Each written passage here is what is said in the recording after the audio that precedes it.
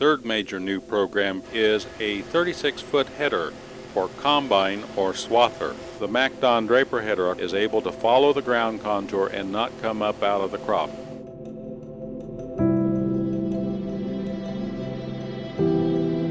Well, I guess I'm a 72-year-old farmer. I've been here all my life.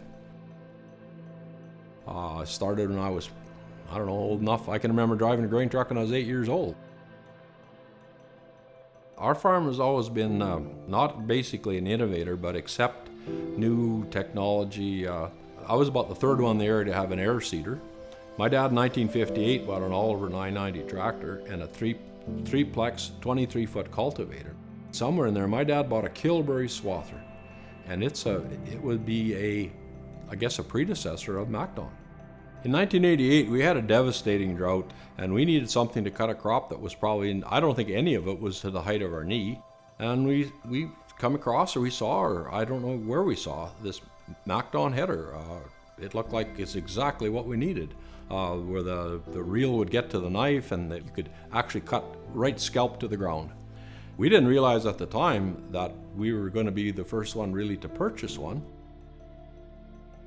And it worked exceptionally well.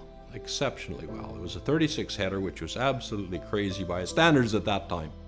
The one thing I can remember saying is I wanted the same guards as on my swather, and MacDon got back to me and they said, no, you don't. You want exactly what's on it. They said, these are the finest guards and sickles made in Germany that money can buy. You do not want a swather guard on a straight cut header. They had done their research pretty darn good. They knew it. They didn't come out with something they just threw together. We have never changed a knife drive box on a MacDon. It's a huge milestone for a company to make 70 years, so they've done something really right. And I guess from my experience with them, I know what's been really right. They've offered a really good product, so I wish them well and well for the future. You know, we traded that 1988 MacDon header after about 6 years.